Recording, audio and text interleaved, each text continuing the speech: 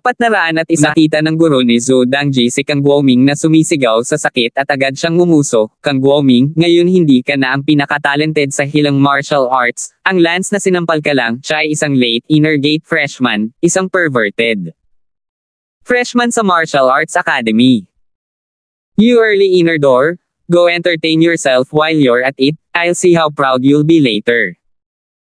Nanlilisik ang mga mata ni Kang Guoming sa guro ni Zhou Dangji. Si Zhou Dangji ay abalang nagsabi kay Lance, kasamang estudyante na si Lance, kung si Kang Guoming ay magdudulot muli ng gulo sa klase sa hinaharap, kakailanganin niya ang iyong tulong upang sugpuin ito Sinabi ni Lance, Teacher Zhou, huwag kang mag-alala, kasama ako dito, walang maglalakas loob na manggulo sa klase. Bumalik si Lance kay Kang Guoming at kumaway, Hoy, si Kang Guoming na iyan, mabilis na maupo sa iyong upuan. Gracieux. Nakita ni Kang Guoming na si Lance ay agad na nagsasabi sa kanya kung ano ang gagawin, at siya ay nagalit. Nagsalubong ang mga kilay ni Lance at sinabing, Kang Guoming, ayoko ng 2 beses, bumalik ka na sa upuan mo ngayon, nangangahas ka pa bang gumawa ng gulo? Why should I listen to you? Umalis na si Kang sa classroom, kailangan niyang manahimik, nahihiya talaga siya ngayon. Yoho, mayabang pa rin. Agad na tumalon si Lance kay Kang Guoming, pinasyahan siya ni Lance sa harap ng buong klase ngayon.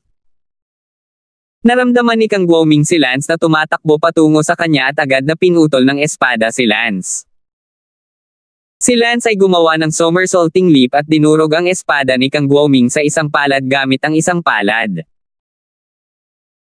Ang mas mataas na kaharian ay talagang makapangyarihan, si Lance ay maaaring hampasin si Kang Guoming hanggang mamatay ng isang casual na suntok at isang palad, at ang mas mataas na kaharian ay dumurog sa mga tao hanggang sa mamatay, hindi upang banggitin ang 2 kaharian. Bang! Sinuntok ni Lance ang tiyan ni Kang Guoming. Si Kang Guoming ay nanginginig sa buong katawan at hindi man lang makatayo. Hinawakan ni Lance ang tenga ni Kang Guoming at hinaila siya pabalik sa kanyang upuan. Gusto ni Kang Guoming na tumakbo, ngunit pagkatapos masuntok, wala na siyang lakas para tumayo. Ngumiti si Lance kay Teacher Zhou Dangji at sinabing, Teacher Zhou, nilinis ko na siya, siguradong magiging magaling siya sa klase araw-araw mula ngayon. Salamat, Lance. You're welcome, at sana ay alagaan ako ni Teacher at hayaan akong matuto patungkol sa healing arts. Tumango si Zhou Dangji, syempre, dahil tinalikuran mo ang Sword Art Department na may napakagandang kinabukasan at napunta sa ating healing department, tiyak na hindi ka namin pababayaan, at talagang sisikapin kung turuan ka. Tutulungan din kayo ng mga estudyante. Agad na sinabi ni Zhou Dangji kay Chloe, Chloe, ang ating healing department ay hindi pa nagkaroon ng ganoong katalinuhan na sumali sa amin, mahirap magkaroon ng isang napakatalino, hindi natin siya mapapaalis. Mula ngayon, responsibilidad mong tulungan siyang matuto ng healing arts. I will. Tumango si Chloe. Pagkatapos ay sinabi ni Zhou Dangji kay Lance, kasamang estudyante na si Lance, napakatalino ng healing arts ni Chloe at napakalakas din ng kanyang talento sa pagpapagaling, kaya aayusin ko na maupo ka sa kanya ngayon, at gagabayan kanya sa anumang bagay. Hindi mo na naiintindihan simula ngayon. Natigilan si Lance, at napagtanto ni Lance na tila nagkamali ang mga tao, iniisip na pumunta siya rito dahil lang sa ayaw niyang mag-aksaya ng kanyang oras sa sword department, nagkamali sa pag-iisip na wala siyang talento. Nagpapagaling at walang alam tungkol sa pagpapagaling, at narito lamang upang matuto ng kaunting pagpapagaling. Ngumiti si Chloe kay Lance at sinabing, huwag kang mag-alala, Lance, hindi ka pupunta sa aming departamento ng walang bayad. Ang iba pang mga mag-aaral ay nagsabi rin ng masigla, gayunpaman, Lance. Ang aming mga talento at medikal na kasanayan ay hindi maihahambing sa Changsun, ngunit tutulungan ka namin. Oh! Ngumiti si Lance at walang imak na tumango. Dahil ang kanyang talento sa martial arts ay natabunan ang kanyang liwanag sa kabilang banda. Hindi nagabalang magpaliwanag si Lance. Ngumiti si Zhou Dangji, kamang mag-aaral na si Lance, ngayon mangyaring maupo sa tabi ni Chloe, mula ngayon ay sa iisang mesa na kayo. Oh! Umpo si Lance sa tabi ni Chloe, na magalang na tumango kay Lance. Si Lance ay napaka-perwisyo sa martial arts, natural, gusto rin ni Chloe na magkaroon ng magandang relasyon sa kanya, kung sakaling maging top si Lance. Strongman in the future, she would also be considered to know a top strongman, baka pwede pa siyang humingi ng tulong sa kanya kapag may problema. Nakahiga si Kang Guoming sa mesa, hindi sa gusto niyang humiga, ngunit binugbog siya ni Lance. Galit na galit si Kang Guoming na gusto niyang samuka ng dugo nang makita niya ang buong klase na nagpapalayaw at nagpapasaya kay Lance. Nagpatuloy ang silid-aralan sa mga aralin sa mga pangunahing kaalaman sa medisina at kung paano maging isang manggagamot, kailangan mo munang maging isang makapangyarihang doktor. Hindi dinala ni Lance ang kanyang kwaderno at pumasok sa klase na walang dala dahil ang kaalaman na kanyang itinuturo ay masyadong mababa. Nang makita ni Chloe si Lance na walang dala at mukhang nakikinig siya sa isang makalangit na libro, lalo siyang nag-isip na si Lance ay walang alam tungkol sa pagpapagaling. Kung bakit siya nakapasok sa departamento ng pagpapagaling, ito ay dahil siya ay isang perverted henyo. Ang isang malakas na henyo ay hindi na nangangailangan ng pagtatasa, at pumasok upang kumilos bilang sikat din ang facade sa mga guro. Okay lang kung hindi mo maintindihan, ipapaliwanag ko sa iyo pagkatapos ng susunod na klase. Sabi ni Chloe kay Lance. Nagulat si Lance, hindi dahil hindi ito maintindihan ni Lance, napakasimple lang para hindi makinig, at mag-take notes. Naku, it's okay. It's also an honor for me to help a pervert genius like you. Ngumiti si Chloe, ang bawat kilos niya ay puno ng poster ng isang diyosa. Salamat.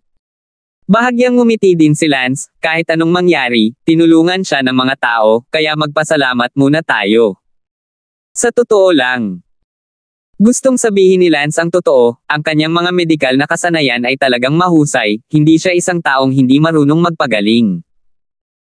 Gayunpaman, namula si Chloe at magalang na tumanggi ng may ngiti, huwag mong sabihin. Alam mo kung ano ang gusto kong sabihin. Tanong ni Lance Damon. Guessed it? Actually? Sinusundan mo ako, right? Natigilan si Lance. I've been named the hospital flower by some boring people, I already know this. You're a perverted freshman in martial arts, kung talagang pumunta ka dito para matuto ng healing arts, medyo hindi rin ako kumbinsido, at ikaw lang. Actually, again, wanting to confess, kaya naisip ko na siguro na sinusundan mo ako, at gusto mo rin akong habulin, di ba? Bahagyang ngumiti si Chloe, ngunit ang tono ay medyo malambot kaysa sa nang kausap lang niya si Kang Guoming. Hindi nakaimik si Lance, gusto niyang sabihin na alam din niya kung paano magpagaling, ngunit hindi niya inaasahan na humahabol ito sa kanya, napaka-narcissist. Ayaw magpaliwanag ni Lance, gayunpaman, magaling man siya sa medisina o hindi, wala itong kinalaman kay Chloe. Sabi ni Lance, ngayon lang gusto kang habulin ni Kang Guoming, ayaw mong umibig habang nag-aaral ka sa Martial Arts Academy, naiintindihan ko lahat iyon. Salamat dahil naiintindihan mo ko, ngunit huwag kang mag-alala, dahil nandito ka, hindi kita hahayaang pumunta sa healing department ng walang bayad, gagawin ko ang lahat para matulungan kang matutunan ang sining ng pagpapagaling. Sa abot ng aking makakaya. Huwag mo munang isipin ang ibang aspeto sa ngayon, okay? Good. Tumango lang si Lance, hindi alintana kung mali ang pagkakaintindi niya o hindi. 402. Nang matapos ang klase ng tanghali. Nagkusa si Chloe at sinabing, Lance, sabay tayong kumain sa tanghali, bibilhan kita, pumunta sa cafeteria ng departamento. Kakain ako kasama ang girlfriend ko sa tanghali, sorry. Pagtanggi ni Lance. May girlfriend ka na pala. Oo, Sally ang pangalan ng girlfriend ko. Ano, Sally? Narinig ko na ang pangalan niya, at isa rin siyang freshman courtyard flower, hindi pala, may girlfriend ka talagang courtyard flower. Ngumiti si Lance, magkasama na tayo simula pa bago tayo dumating sa Martial Academy. Oh, pero kung may girlfriend kang bulaklak sa ospital, bakit ka pumunta sa healing department at sinubukan mong gawin iyon sa akin? Ngumiti si Lance, Chloe, hindi mo naiintindihan, pumunta ako sa healing department para matuto ng kaunting hilang, hindi talaga ako tumakbo papunta sa iyo. Namula ang buong katawan ni Chloe, narcissistic pala siya. Ayos lang, misunderstanding din kayo aalis na ako, hinihintay pa ako ng girlfriend ko na kumain sa harap ng Genius Restaurant. Ang isang segundo upang tandaan na basahin ang libro. Lumipad si Lance at lumipad papunta sa Genius Restaurant. Nakaramdam ng hiya si Chloe, at agad na pumunta sa cafeteria ng departamento kasama ang isang kaklase. Hindi naman sa ayaw niyang pumunta sa Genius Restaurant, ngunit wala siyang pera, at mas mura ang faculty cafeteria. Sa hapon, hindi pumunta si Lance sa departamento ng pagpapagaling, ngunit pumunta siya sa isang tahimik na lugar ng mag-isa para magsanay ng kanyang espada. Ang Dragon Descending Sword technique ni Lance ay handa nang umunlad sa panibagong antas bago dumating ang new student competition. Kinabukasan, nagpatuloy si Lance sa pagpunta sa healing department. Sa sandaling pumasok si Lance sa silid-aralan ng healing department, nakita niya ang isang lalaki na nagsabing, "Chloe, walang babaeng hindi ko makukuha, kaya mas mabuting isaalang-alang mo ito. Ano man ang pinagmula ng pamilya o ang aking personal na talento, ito ay sapat na para pantayan ka, huwag mo akong piliting magpakatoto." Sinabi ni Chloe, paumanhin, "Ayoko talagang umibig, mangyaring bumalik. Gusto mo talaga akong pilitin." Ako, Warren, ayoko ng masyadong verbose. Galit na galit ang lalaking iyon. Si Lance ay medyo hindi nakaimik, ang bawat henyo sa Martial Academy ay napaka-proud at nangingibabaw, dahil sa kanilang mga bayang kinalakan at pamilya, lahat sila ay ipinagmamalaki ng langit, kaya naging dahilan ito upang ang lahat ay labis na ipinagmamalaki at pakiramdam na sila ay kahanga-hanga. Lumapit si Lance, tumingin sa lalaki at sinabing, "Para saan? Tinatamaan mo ba ang reyna ng klase ko? Tinanong mo ba ako?" Tinitigan ng lalaking iyon si Lance at ngumuso, "Huwag mong hanapin ang sarili mong kamatayan." Itong tinatawag na Warren, late inner gate strength, ay talagang itinuturing na may talento, isa sa mga pervert na freshman, hindi nakakagulat na naglakas loob siyang lumapit at pilitin si Chloe na maging babae niya. "Hanggat nandito ako, walang makakahawak kay Chloe, ayaw niyang umibig sa Martial Academy, hindi mo ba narinig?" Nanlamig ang tingin ni Lance at sinabi, "Hahaha, paano kung ako? Warren, kailangan ko siyang gawing girlfriend." Si Chloe ay abala sa pagsasabing, "Kamang mag-aaral na si Warren, hindi mo mapipilit ang isang taong tulad nito." Ngumuso si Warren, "Ako? Si Warren? Ay isang makatwirang tao, kung talagang isang taong hindi ako karapat-dapat, hinding-hindi ko siya guguluhin. Gayunpaman, ako, si Warren, ay itinuturing kong sapat na karapat-dapat para maging karapat-dapat para sa iyo, kaya kailangan kitang makuha dahil, karapat-dapat ako sa iyo, kahit pilitin kita, hindi ito magiging unethical." Si Lance ay labis na hindi nasisiyahan sa teorya ni Warren, at walang sabi-sabi, sumipa siya. Bang! Lumipad si Warren sa bintana at lumabas. Ngumuso si Lance, anong uri ng bagay, sa pag-aakalang mayroon siyang talento at lakas, pinipilit niya ang iba, ang ganitong uri ng tao ay talagang may utang kang bugbugin. Sa oras na ito, isang talas ang nagmula sa bintana, sinaksak ni Warren si Lance gamit ang kanyang espada, ang kanyang husay sa espada ay tila napakaganda, ang talas ay nakalok sa kanyang puso. Nagulat si Lance, mukhang itong si Warren, ay talagang napakalakas, ang kanyang kakayahan sa espada ay napakahusay, hindi nakakagulat na gusto niya ang babaeng gusto niyang makuha. Gayunpaman, nagulat si Lance, ngunit sa kanyang kamay, bigla siyang naputol gamit ang isang slash. Pagpatay sa Diyos isang slash. Boom! Sabay-sabay na pumutok ang walang katulad na talim na si Chi kay Warren. Swoosh! Dang-dang-dang! Ang sword skills ni Warren ay napakatalino, at ang god-killing slash ni Lance ay isa-isa niyang sinira. Damn! Nagulat si Lance na nagawa niyang basagin ang kanyang god-killing one sword slash, tila si Lance ay kailangang lumabas na may mas malakas na lakas. Nagmamadaling umakyat si Lance. God of killing one slash, two slashes in one. Si Lance Saber ay umindayog, minsan lang niya itong inindayog, ngunit iyon lang ang ibabaw, sa katunayan ay hiniwa niya ng 2 beses sa isang hilera, nakatumbas ng 2 sa isa, doon. Kaso, mas malakas pa ang kapangyarihan ng kanyang God-killing one/cut. Wow! Ang hindi maihahambing na banayad na sword technique ni Warren ay biglang nasira, o ang kanyang sword technique ay hindi napigilan ang 2 laslas ni Lance sa isa. Sabay-sabay na lumipad si Warren ng 12 metro, ang kanyang espada ay dumaikit sa lupa, sumasagwan at kinaladkad ito ng ilang metro bago niya pinatatag ang kanyang katawan.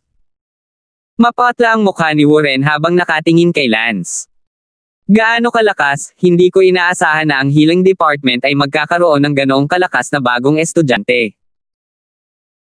Ang isang slash ni Lance's killing god, nabasag niya ito sa unang slash, at nang pinagsama ang 2 slash, hindi na napigilan ni Warren. Mas mababa pa kung ang 3 kutsilyo ay magkaisa, ngunit sa kasalukuyan, hindi magawa ni Lance ang unang tindig ng killing god's 1 slash. Kinagat ni Warren ang kanyang mga ngipin at sinabing, "Sige, ibilang mo na makapangyarihan ka, hindi ko inaasahan na may mga ganoong eksperto sa departamento ng pagpapagaling." Pagkasabi noon, tumalikod si Warren. Ay! Path! Sa koridor ng silid-aralan, nagpalakpakan at naghiyawan ang lahat ng mga estudyante, habang labis na hinahangaan at iginagalang si Lance.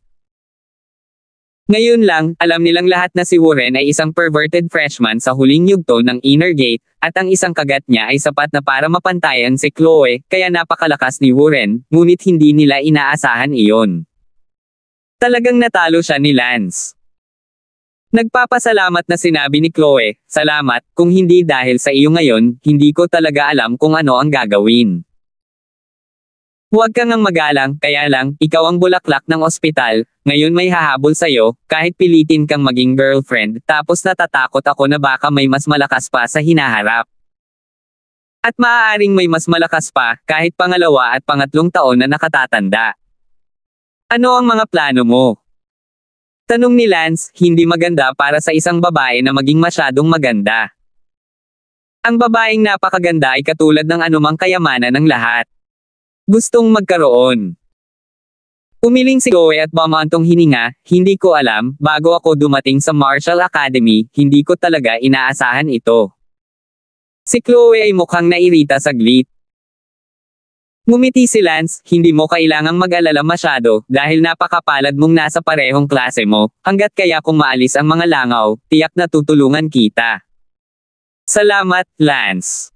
Pasasalamat na sabi ni Chloe. "Bahala ka, kaibigan kita."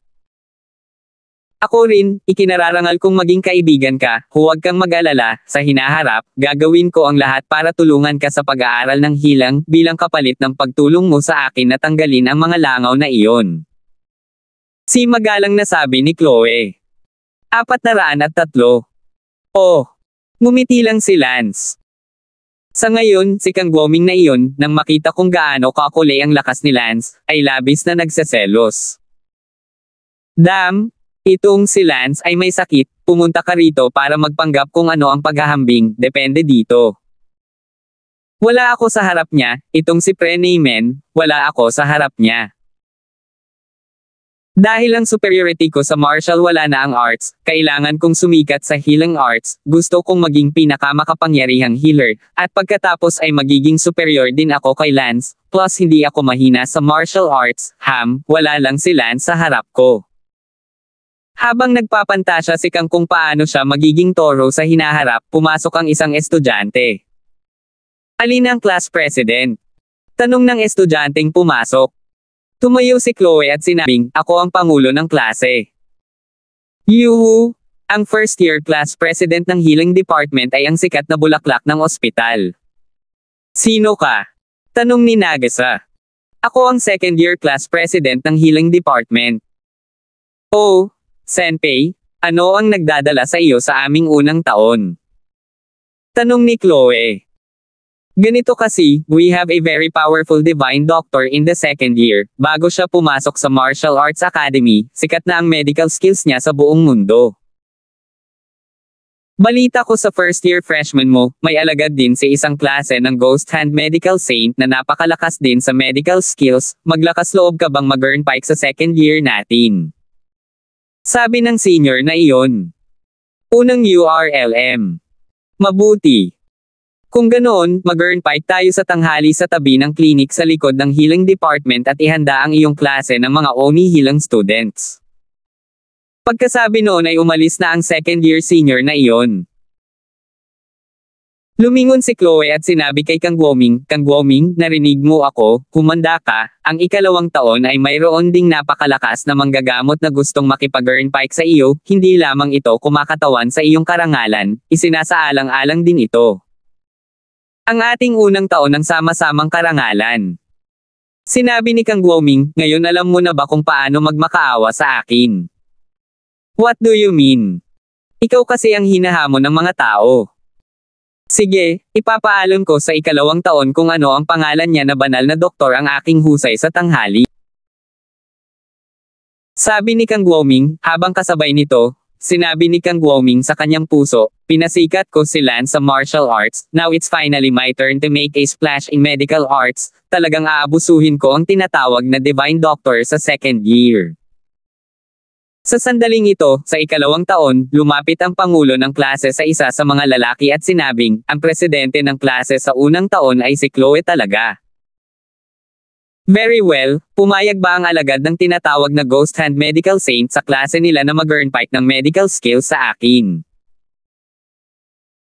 Pangako, Levi's, kapag oras na para sumikat ka, dapat kang mag-iwan ng magandang impresyon kay Chloe ang aming departamento ng pagpapagaling, hindi kailanman nagkaroon ng magandang babae, sa pagkakataong ito, narito ang isang kagandahan ng bulaklak sa ospital, ang pagkakataon na hawakan mong mabuti, baka siya ang iyong tao.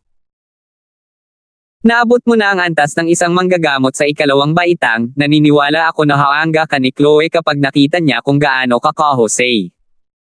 Pangalawa ka pa lang. Taon, at naabot mo na ang antas ng isang master ng pagpapagaling sa ikalawang baitang, at maraming mga mag-aaral sa ikatlong taon ang hindi pa man lamang naging pangalawang baitang. Hehe. Tumawa si Levi's, ayaw niya talagang mag-earn pike healing kasama si Kang Guoming, ang disipulo ng Ghost Hand Healing Saint, front lang ito, ang layunin niya talaga ay ipakita ang sarili sa harap ni Chloe. Ang departamento ng pagpapagaling ay hindi pa nagkaroon ng ganoon kagandang babaeng estudyante, at bilang pinakamakapangyarihang estudyante sa ikalawang taon, tiyak na gugustuhin niyang kunin siya. Si Levi sa ikalawang taon pa lamang, ngunit ang kanyang pamamaraan sa pagpapagaling, na umabot sa pangalawa grade, ay mas makapangyarihan kaysa sa maraming mga nakatatanda sa ikatlong taon. Alam mo, kahit na ang guro sa unang taon, si Zudang Ji, ay isang manggagamot lamang sa ikaapat na baitang. Si Lance ay hindi sumama kay Sally, tutal, ang distansya sa pagitan ng mga gusali ng paaralan ng lahat, ang pagtakbo ng ganito araw-araw ay nakakapagod din. Sina Lance at Chloe at iba pa ay pumunta sa dining hall ng Department of Healing sabay kumain. Pagkatapos kumain, sa tabi ng klinika sa likod ng healing department, nagsimula ang PK. Si Kang Guoming, isang unang taon, at si Levi's, isang ikalawang taon, ay nakatayo sa magkabilang panig ng silid, bawat isa ay may kanya-kanyang klase sa magkabilang panig. Kang Guoming, go for it. Levi's, halika, F*6 sa unang taon. Sinong alagad ng Ghost Hand Medical Saint, hayaan siyang matikman ang kapangyarihan ng ating banal na Dr. Lee. Sumigaw din ang mga estudyante sa unang taon, Kang Guoming, ipakita mo ang kakayahan ng iyong master.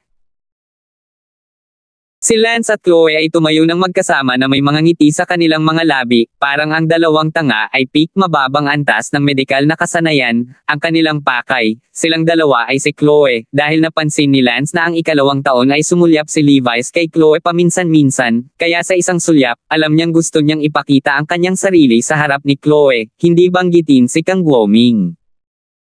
Ikaw ang disipulo ng Ghost Hand Medical Saint, Kang Guoming. Sabi ni Levi's ng ikalawang taon. Napabuntong hininga Kang Guoming, oo, ako nga, Senior Levi's, nabalitaan ko na ikaw ay isang sikat na doktor sa buong mundo bago ka pumasok sa Martial Academy, bakit hindi kita narinig? Kang Guoming, ipaparinig ko sa iyo ngayon. Umuwang ang mga sulok ng bibig ni Levi's, at natawa siya sa kanyang puso. Bastos, sa tingin mo ay interesado akong mag-earn pike ng medikal na kasanayan sa iyo, ako ay ginamit ka lang bilang stepping stone para ipakita ang sarili ko sa harap ni Chloe. Tanong ni Kang Guoming, paano mo gustong mag-earn pike? Sinabi ni Levi's, may isang pasyente dito na may mahirap at komplikadong sakit, ihambing natin at tingnan kung sino ang may mas mahusay na paraan ng paggamot. Napabuntong hininga si Kang Guoming, walang judge, paano kung mamatay ka na ayaw mong aminin na mas masahol pa ang paraan mo kaysa sa akin? Don't worry. Ang daming students dito. I'm sure medyo accomplished silang lahat sa medicine, by all means let everyone judge them, and if it doesn't work out, call the department head. Okay, halika na. Kaya, agad nilang na-diagnose ang pasyente at pagkatapos ay nagsulat ng isang reseta para sa paggamot ng bawat isa. Ang plano sa paggamot ni Kang Guoming ay uminom ng 3 araw na gamot, kasama ang acupuncture 1 beses sa 1 araw, at isang massage technique na magpapagaling sa pasyente sa loob ng halos 1 buwan. Ang plano sa paggamot ni Levi's ay kumuha lamang ng isang post ng gamot na magpapagaling sa kanya sa loob ng halos 10 araw. Ngumuso si Kang Guoming, hindi ako naniniwalang magagawa mo ito. Ipinakita ni Levi's ang plano ng paggamot kay Kang Guoming at ipinakita ito sa lahat. Pagkatapos basahin ito, nagbago ang mukha ni Kang Guoming. Kang Guoming, ano pa ang masasabi mo? Dapat mas alam mo kaysa sa sinumang natalo ka, ang iyong mga kasanayang medikal ay mas mababa sa akin, aminin ang pagkatalo. Walang sinabi si Kang Guoming, labis na nalungkot ang kanyang puso at sinabing, Levi's, ikaw ang nakahanap ng pasyente, kailangan mong maghanap ng pasyente na magaling ka, hindi ako kumbinsido. Kung hindi ka kumbinsido, maaari kang makahanap ng isang pasyente na magaling ka at lumapit. Okay, maghintay ka. Hindi nagtagal ay nagdala si Kang ng isang pasyente na may sakit na mahusay niyang gamutin. Sa likod ng healing department, mayroong isang espesyal na klinika kung saan mayroong iba't ibang mga pasyente araw-araw. Dahil dito, muling natalo si Kang Guoming, at ang kanyang paraan ng paggamot, bagamat nagawa rin niya itong gamutin, ay mas mababa kaysa kay Levi's. 404. Sinabi ni Chloe, ang mga kasanayang medikal ni Senior Levi's, tulad ng inaasahan, ay karapat-dapat sa pangalan, kung hindi ako nagkakamali, dapat na ikaw ang batang banal na doktor na iyon, si Levi's na may titulong Sai Huatuo. Oo, ako talaga. Wow! Senior Levi's, hindi ko inaasahan na narito ka sa Martial Arts Academy, narinig ko na ang mga chismis tungkol sa iyo mula pa noong bata ako. Magalang na sabi ni Chloe. Haha, welcome ka, Chloe. Ikinararangal ko na narinig mo ako, nagpractice ako ng medisina kasama ang aking lolo mula noong bata ako, kahit na alam ko ang ilang mababaw na kasanayan sa medikal, ngunit ako ay hindi kasing Diyos gaya ng chismis ng lahat. Mahinhin na sabi ni Levi's. Si Kang Guoming na iyon, nalabis na nadismaya sa pagiging mahina sa kanyang mga kasanayan sa medisina, gayunpaman, ang mga tao ay talagang mas mahusay kaysa sa kanya, na nalampasan siya sa larangan ng paggamot sa poly at bato kung saan siya nagdadalubhasa. Si Kang Guoming ay may malalim na pakiramdam ng pagkabigo sa loob, ang martial talent ay hindi kasing husay ni Lance, at ngayon ay pinabagsak pa siya noong 2 taon na si Levi's sa medikal na sining. Sa sandaling ito, nakausap na ni Levi's si Chloe. Narinig na ni Chloe ang reputasyon ni Levi's noon, at lahat ay nag-aaral ng medisina, kaya lubos siyang sumasamba kay Levi's, ang banal na doktor. Natupad ang layunin ni Levi's, at labis siyang natuwa nang makita ang pagsamba ni Chloe sa kanya. Nagtanong si Chloe, Senior Levi's, dapat mayroon kang napakataas na talento sa pagpapagaling, mayroon ka bang anumang mga tagumpay sa pagpapagaling ngayon? Haha, oo nga. Nakita ni Levi's na ang kanyang punto ng pagpapanggap na isang manggagamot ay dumating na sa wakas, at sinabing hindi nahihiyang, sabihin ang totoo, isa na akong pangalawang baitang manggagamot ngayon. Wow! Nakakamangha! second year ka pa lang, nakarating ka na sa second grade healer, napakatalino mo. Nagulat si Chloe. Hehe, so. Ngumiti si Levi's hihihi. Hindi masyadong natuwa si Lance na makita ang mapagmataas na hitsura ni Levi's, isang second year student na nasa huling bahagi lamang ng outer gate, kung ano ang dapat ipagmalaki. Naramdaman ni Lance na kailangan din niyang ipakita ang kanyang sarili, hindi maaaring pabayaan ng limelight ang grupong ito ng mga tao na sa tingin niya ay karaniwan. Sandali lang. Biglang sumigaw si Lance. Napatingin ang lahat kay Lance. Nagtanong si Chloe, Lance, ano ang ginagawa mo? Tumingin si Levi's kay Lance, medyo nagalit, at pinutol ang kanyang pakikipag-chat kay Chloe. Ngumiti si Lance, natalo si Kang Guoming PK Medical, hindi lang ito tungkol sa kanyang karangalan, kundi pati na rin sa karangalan ng unang taon. Bilang isang mag-aaral sa unang taon, obligado akong itaguyod ang karangalan ng aking klase. Senior Levi's, halika, sumama ka na rin sa akin sa medical arts. Ikaw. Ano ka? Ngumuso si Levi's. Ang pangalan ko ay Lance, alam ko rin ang kaunting mga kasanayan sa medikal, at bago ako pumasok sa Martial Arts Academy, medyo sikat ako sa aking mga kasanayang medikal sa loob ng aking bayan, isang maliit na lungsod. Ang isang sikat sa loob ng lungsod ay may lakas din ng loob na pik sa akin, iniinsulto mo ba ako? Galit na galit si Levi's. Si Chloe ay abala sa pagsasabing, Lance, marunong ka ring magpagaling, ha? Oo naman, medyo. Mahinhin na sabi ni Lance. Sinabi ni Chloe, Lance, itigil muna. Sikat na sikat si Levi's, sumikat siya noong ako ay 13.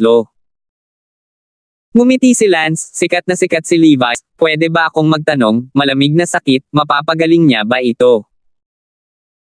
Ngumuso si Levi's, ang malamig na karamdaman ay isa sa nangungunang 10 sakit na walang lunas sa mundo ngayon, talagang may kakayahan kang gamutin ako. Ha. Kahit isang malamig na sakit ay hindi mo kayang gamutin, at mayroon kang lakas ng loob na tawagin ang iyong sarili na isang banal na doktor. Gusto ni Murphy. Umuungol si Levi sa galit. Truth be told, nakapagpagaling na ako ng cold case, syempre, believe it or not that's your business. Yung 2 pasyente na ngayon mulang ni Kang Guoming PK, ang plano ko sa paggamot ngayon ay hindi ko na kailangang kunin. Gamot o iniksyon, 5 minuto lang ang kailangan para gumaling. Ay po, mouth breathing. Napabuntong hininga si Levi's. Agad na kinuha ni Lance ang 2 pasyente na kagagaling lang. Kayong 2, humiga kayo, magkatabi, at sabay-sabay kong gamutin ang kaliwat kanang kamay ko. Kaya, sa buong pagtingin ng lahat, tinusok ni Lance ang isang karayom sa kanyang kaliwang kamay at isang karayom sa kanyang kanang kamay, at binigyan ng 2 tao ng mga karayom sa parehong oras. Nangangailangan ito hindi lamang ng napakataas na pamamaraan, kundi pati na rin ng napakalakas na distraction. Kontrol sa utak ng 2 kamay para gumawa ng magkaibang bagay. Ang karayom na hawak sa kaliwang kamay ay tumusok sa likod ng pasyente, at ang karayom na hawak sa kanang kamay ay tumusok sa ibabang tadyang ng pasyente, lahat ng sabay-sabay. Pagkalipas ng 5 minuto, inilabas ni Lance ang karayom at sinabing, sige, gumaling na kayong lahat, gayunpaman, medyo mahina ang katawan mo, normal lang ito, bumalik ka at matulog ng mahimbing at magiging maayos ka. Nagpasalamat ang 2 pasyente, sabi ng isa, salamat, kaklase, maraming salamat talaga. Sabi ng isa pang pasyente, salamat, ibigay mo sa akin ang numero ng bank card mo, gusto kong tumawag sa iyo ng 100 milyon bilang gantimpala. Napakayaman. Ang 2 pasyenteng ito, na parehong mayaman sa labas, ay nagkasakit ng malubha, kaya pumunta sila sa Marshall Island para magpatingin sa doktor. Ang mga mahihirap ay kadalasang hindi nakakapunta sa Marshall Island, hindi man lang makabili ng tiket sa eroplano. Napatulala ang lahat, talagang pinagaling ni Lance ang 2 pasyente na may mahihirap na sakit ng sabay sa loob ng 5 minuto. Imposible iyan, dapat Thor. Umungol si Levi's. Ngumuso si Lance, ang isa sa mga pasyente ay natagpuan mo at ang isa ay ni Kang Guoming, kinuha mo ba ako ng 2 ta? At ngayon lang sila nagkasakit, at ngayon sila ay gumaling at buhay, at ang katotohanan ay nariyan para sa lahat. Para makita. Levi's, ang aking mga kasanayang medikal, mas mataas o mas mababa kaysa sa iyo. Magsalita para sa iyong sarili. Sa sandaling iyon, isang boses ang lumabas, hindi na kailangang pagdudahan ito, ang kanyang mga kasanayan sa medisina ay mas mababa kahit sa aking sarili. Napatingin ang lahat sa lugar kung saan nanggaling ang boses, at ito ay ang department head. Direktor. Lumapit ang department head at sinabi kay Lance, napamangha na ako ng iyong mga medikal na kasanayan noong araw na iyon nang punan ang pagtatasa ng voluntaryo, at ang makita kang muling gumanap sa mga ito ngayon ay mas lalo akong napahanga.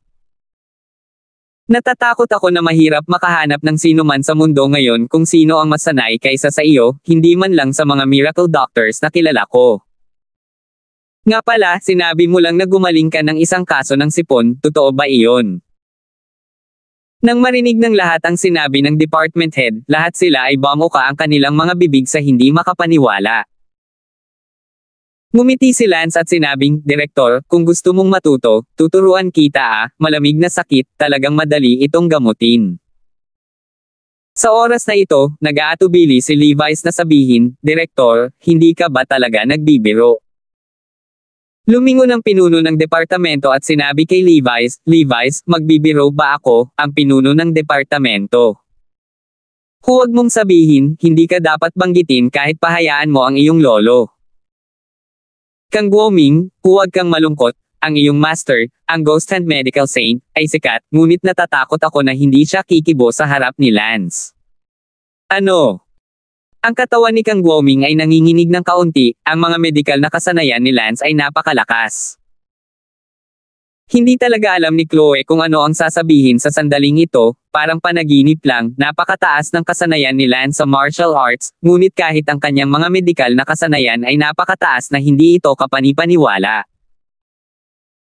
Salamat sa kanya noon, siya kahit na sinabi niya na tutulungan niya siya sa kanyang mga medikal na kasanayan, ngunit bilang isang resulta, ang mga kasanayan sa medikal mga tao ay napakataas na hindi sila isang ghost hand medical saint. Siya ang tunay na banal na doktor 405. Nang marinig ni Zhu Dangji ang tungkol sa mga kasanayang medikal ni Lance, maging ang pinuno ng departamento ay bumantong hininga sa kanyang sarili at abalang tumakbo. Direktor, ang mga medikal na kasanayan ni Lance, ganoon ba talaga sila ka Jose? Tanong ni Zhu Dangji. Zhu Dangji, bagamat isa kang guro, hindi ka talaga katapat ni Lance sa aspeto ng medikal na kasanayan, kaya maaari kang matuto mula kay Lance sa hinaharap kung ayos ka. Oh, mabuti. Tumingin si Zhu Dangji kay Lance.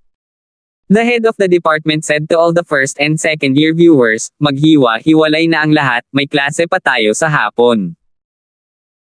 Noon lamang naghiwa-hiwalay ang lahat, maliban, noong ikalawang taon ay tumingin si Levi's kay Zhu Dangji nang may paninibugho.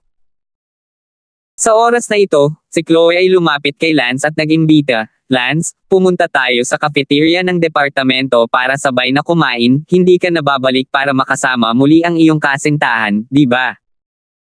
Ngumiti si Lance, hindi mahalaga, umalis na tayo. Naiinggit ang lahat kay Lance at Chloe na magkasamang naglalakad, lalo na kay Kang Guoming. Sinabi ni Kang Guoming sa loob-loob, Lance, paano kung magaling ka sa pagpapagaling, hindi ito nangangahulugan na ang iyong talento sa pagpapagaling ay kasing husay din. Ang maipagmamalaki ko, nasubukan na ang talento ko sa healing arts at umabot sa 8.0, ang una sa freshman class na ito. Sina Chloe at Lance ay kumakain ng magkasama sa cafeteria. Lance, napakahirap paniwalaan na napakagaling mong magpagaling. Sabi ni Chloe habang kumakain sila. Isang segundo upang tandaan na basahin ang libro. Oh, so lang. Mababaw nang umiti si Lance. Hindi siya nagpapanggap na kapareha, hindi talaga ganoon ka-Jose ang kanyang mga medikal na kasanayan kumpara sa kanyang tiyuhin, kanyang asawa, at kanyang nakababatang kapatid na babae. Napaka-powerful ng medical skills mo at napakataas ng martial arts talent mo, isa kang tunay na double genius. Siguradong makapasok ka sa top 100 sa new student competition, naiinggit talaga ako. Haha, sana. Tumawa si Lance, pero hindi iyon ang nasa isip niya. Ang goal ni Lance ay maging number 1, buti na lang hindi pa nangyari, hindi na nag-abala si Lance. Sabihin mo na, baka masabing nagyayabang siya. Nagtanong si Chloe, nga pala, pumunta ka na ba para subukan ang healer talent? Masusubok din ba ang healer talent? Sinabi ni Chloe, syempre maaari kang mag-test bago mag-enroll. Ang bawat estudyante na pumupunta sa healing department ay may pagsusulit, kung ang halaga ng pagsusulit ay mas mababa sa 1.0, kung gayon ang guro ay magmumungkahi ng pagbabago ng mga departamento. Naku, hindi ko alam yun. Sabi ni Lance Damon. Hindi bale kung hindi mo pa nasubukan, ang galing mong magpagaling, dapat hindi mababa ang talent value mo. Walang mukha, maaari mo bang sabihin sa akin kung paano subukan ang halaga ng talento? Ano ang ibig sabihin ng 1.0? Tanong ni Lance. Nang marinig ni Chloe si Lance na tinawag siya, bumilis ang tibok ng kanyang puso at medyo natakot siyang tumangala kay Lance. Iniyuko ni Chloe faceless ang kanyang ulo at sinabing, ang talent value ay isang reaction data lang. Magkano ang kailangang maabot ng talent value bago ito maituring na mabuti? Tanong muli ni Lance, naboboard pa rin sa hapunan, at nagkukwentuhan habang kumakain. Generally speaking, the higher the value of the test, the higher the talent. For example, yung teacher namin na si Zudangji, nabalitaan ko nung nag-test siya dati, 4.0 na, tapos ngayon 4th grade healer na siya, di ba? Napangiti si Chloe, hindi niya sinabi kung gaano karaming mga halaga ang nasubukan niya, hindi ginamit ang kanyang sariling mga halaga bilang isang halimbawa, gamit ang mga halaga ng kanyang guro bilang isang halimbawa. Ngumiti si Lance kay Ellie at sinabing, walang mukha, sabihin mo sa akin, ano ang halaga ng iyong talento? Hehe, huwag mo akong pag-usapan. Nahihiyang ngumiti si Chloe. Say, mataas ba ang talent value mo? You don't dare. O is it very low? Noon lang ngumiti si Chloe, sige, 7.0 ang talent value na nasubukan ko noong araw na iyon, sabi ni Chloe, na nakakaramdam pa rin ng pananibik sa loob, isang talent value na 7.0, na lumampas sa 4.0 na guro sa Zudangji, kahit na ilang araw na ang nakalipas mula nang mangyari ito, nasasabik pa rin si Chloe.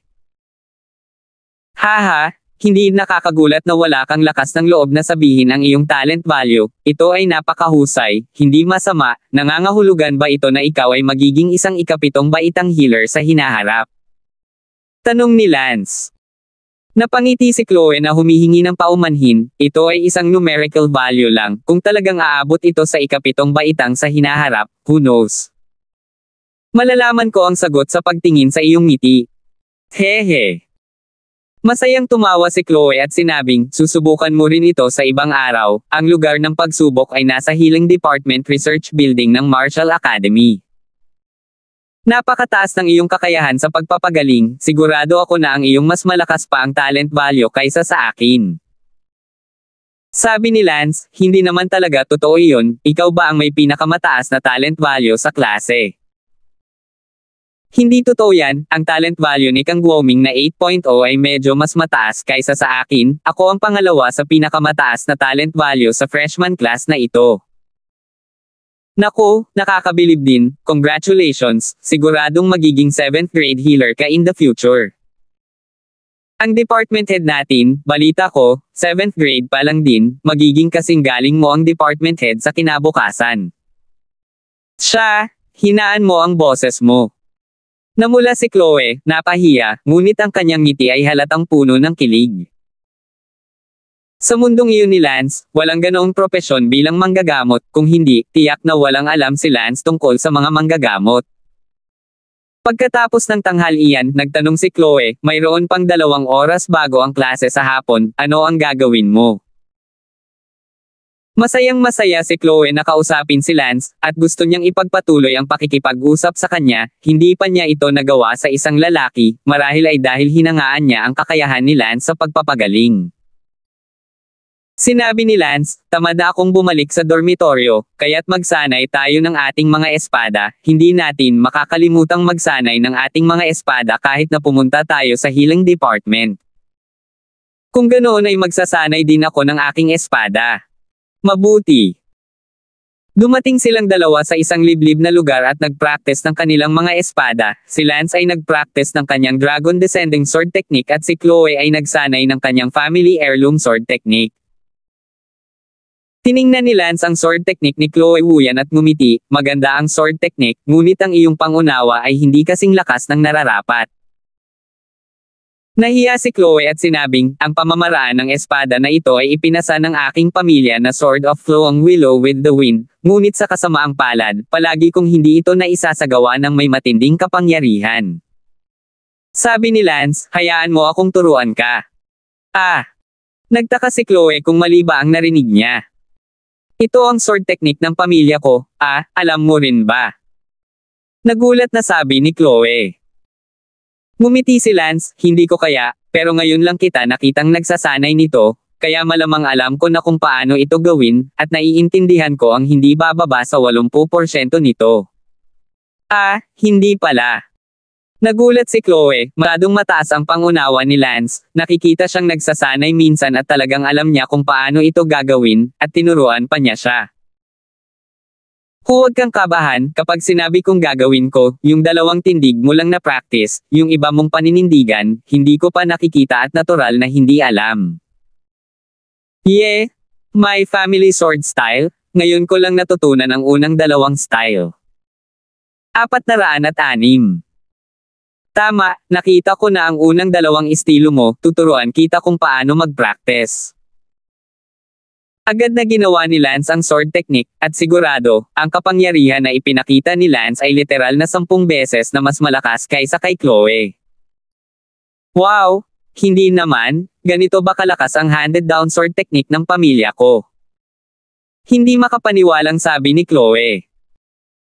Nako, hindi naman masama itong sword technique na ipinasa ng pamilya mo, sinasabi mo lang na hindi sapat ang comprehension mo para intindihin ang essence nito. Siyempre, hindi ko naman sinasabing mahina ang comprehension mo, nasa loob ka na ngayon. Sa gitna ng labas ng gate, parang girlfriend ko. Halika, tuturuan kita. Ma'am. Si Chloe ay abala sa pagtango ng kanyang ulo ng masayang-masaya, kaya lang, nakaramdam siya ng kakaiba sa loob, medyo hindi maipaliwanag na haplos.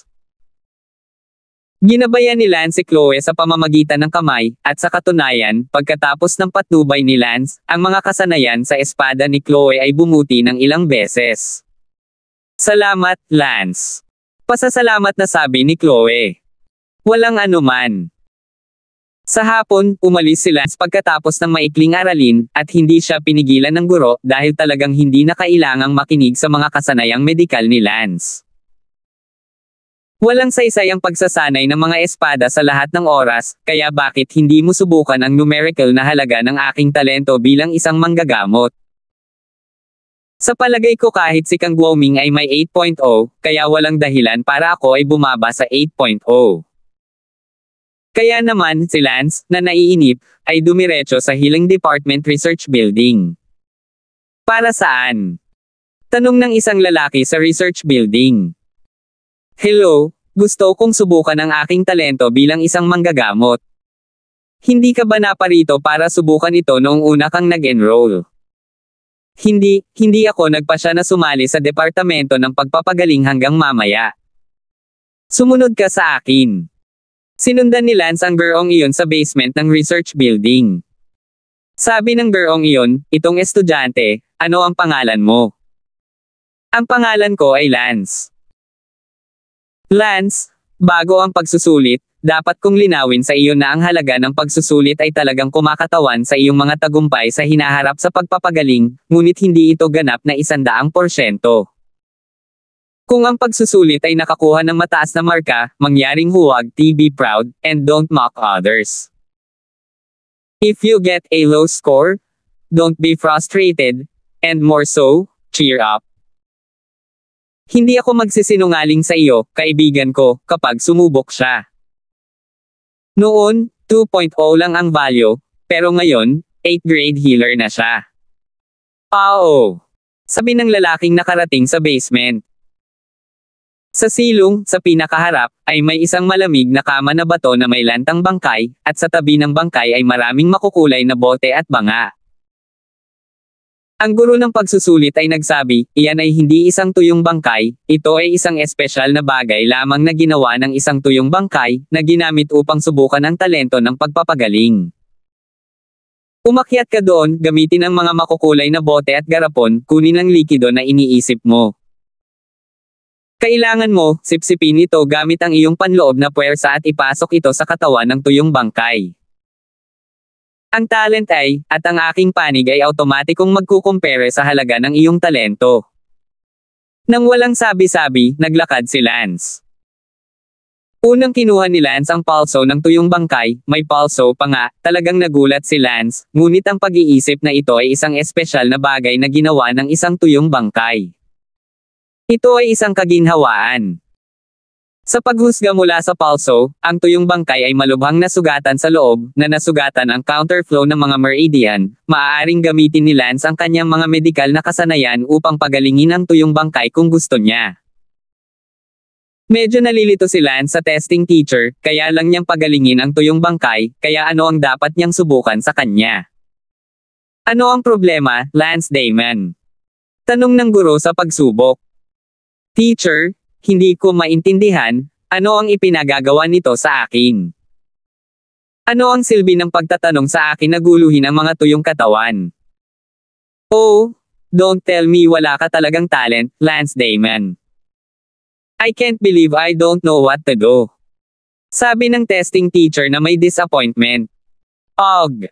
Natigilan si Lance.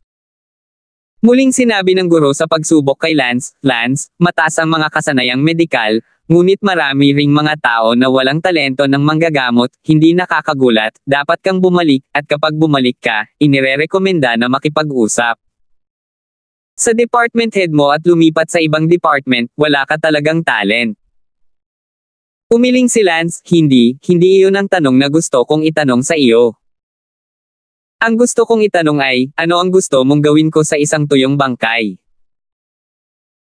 Kalokohan, syempre pagalingin mo ang tuyong bangkay, pagalingin mo sa paraang gusto mo, ang bote at garapon ng likidong iyon ay gamot lahat, kung hanggang saan mo ito gagaling ay depende sa iyong talento. Halimbawa, sa iyong freshman class, isang estudyante. Pinangalanan Kang Guoming, pinagaling niya ang balat ng tuyong bangkay na may kaunting moisture, kaya nakakuha si Kang Guoming ng talent value na 8.0, na siyang pinakamataas na talento sa iyong freshman class. Sinabi ni Lance, Guro, pagalingin ko lang ang tuyong bangkay na ito, kailangan pa ba ng dagdag na milya at hayaan akong subukang pagalingin ito? Hindi na kailangang subukan mapapagaling ko ito kaagad. Kung tutusin mula sa palso, ang tuyong bangkay ay inatake ng chi ng talam, na naging sanhi ng pag-agos ng paatras ng palso ng mga meridian, kaya hindi ito makapagsagawa ng martial arts, at namatay ito bilang resulta. Nanginginig ang buong testing teacher at hindi makapaniwalang tumingin kay Lance. Lance, you. Paano mo malalaman na inatake siya ng blade chi? Nagdudulot ng pag-agos pabalik ang palso. Tanong ng guro sa pagsubok na may gulat na mukha. Pinaikit ni Lance ang kanyang mga mata, hindi mo ba sinabi sa akin na subukan ang pagpapagaling sa dryad? Hindi ko na kailangang subukan, hinusgahan ko ito kaagad. Imposible iyon, hindi ka pa nakakapag-aral ng hilang, paano mo nalaman ang hilang? Gulat na tanong ng test teacher, natukoy ni Lance ang problema ng pinatuyong bangkay ng tumpak, ibig sabihin, si Lance ay manggagamot na Nagulat si Lance sa tanong ng guro sa pagsusulit, kailan pa marunong gumaling si Lance? Anong pinagsasabi mo, teacher? Hindi ako marunong magpagaling kaya nga ako naparito para matuto ng hilang Umiling ang guro sa pagsubok, imposible, kung hindi ka manggagamot, hindi mo masasabi kung ano ang mga pinsalang natamo ng tuyong bangkay, ngunit ikaw, hinusgahan mo ito ng isang beses, ibig sabihin, ikaw ay isang manggagamot, Lance, nagpapanggap ka pa nga bilang isang manggagamot. Ano pa ang silbi ng pagsubok kung manggagamot ka na? Hinawakan ni Lance ang kanyang ulo at ngumiti, "Guro, hindi talaga ako manggagamot kung hindi ay napunta ako para malaman kung ano ang healing arts. Tungkol naman sa tanong mo kung bakit ko nagawang hatulan ang tuyong bangkay na ito, bilang isang doktor, hindi ba iyon isang piraso ng cake? At, hindi ako magsisinungaling sa iyo, malulunasan ko ang ganitong uri ng problema sa loob ng ilang minuto. At ginagamot ito ay hindi kilala. Pagkatapos ay subukan mo ito." Si Lance ay hindi nagsalita ng walang kaparirikon at agad na naglabas ng isang pilak na karayom, tinusok ang tuyong bangkay, at pagkatapos ay ginamit ang kanyang panloob na puwersa upang ihatid ito ay isang sapat na simpleng pamamaraang medikal. Hindi nagtagal, ang palso sa tuyong bangkay ay dumaloy pabalik. At itinuwid ni Lance. 407. Hindi makapaniwalang sinabi ng guro sa pagsubok, "O Diyos ko! Ano ang problema, guro?" Tanong ni Lance. Sinabi ng guro sa pagsubok, "Lance, hindi mo na kailangang pumunta sa departamento ng pagpapagaling upang matuto ng pagpapagaling. Ikaw Nanay Kaisa, napakahusay mo na sa pagpapagaling, narito ka pa rin upang matuto ng husto." Pinunasan ni Lance ang kanyang malamig na pawis at tumawa, "Guro, tinatawanan mo ako, narito ako para subukan kung may talent ako, at itinataboy mo ako at hindi mo ako hinayaang matuto. Sige, sabihin mo sa akin, ano ang talent value ko sa pagpapagaling?" Tumingin ang guro sa pagsubok kay Lance na may malahalimaw na tingin at sinabing, "Lance, ang ginawa mo lang ay isang healing technique, at isa na itong advanced. Anong talent value ang kailangan mo kapag masyado ka ng advanced? Ang talent value ay para sa mga hindi pa kaya." Si Lance ay abala sa pagtatanong, "Sigurado ka ba?" "Crap, napakatalino mo sa pagpapagaling," sabi ng guro sa pagsubok. "Oh shit, ang kapatid mo." Hindi napigilan ni Lance na sumambulat, pumasok sa taas at umalis, alam na niya kung paano magpagaling. Hindi nakakagulat na sinabi ni Lance na sa kanyang nakaraang buhay, walang ganoong propesyon bilang isang manggagamot, hindi dahil wala ito, ngunit sa kanyang mundo, ang mga sining ng pagpapagaling ay kasama ang mga sining ng pagpapagaling ng mundong ito kasama ng mga medikal na sining. Hahaha. Hindi napigilan ni Lance na matawa, nakakatuwa, hindi nakakagulat na ang mga tao sa mundong ito ay may mababang kakayahan sa pagpapagaling. Bumantong hininga ang guro sa pagsubok, pagkukulang ng paghahambing, pinagaling mo ng direkta ang tuyong bangkay, ito ay isang advanced na pamamaraan ng pagpapagaling.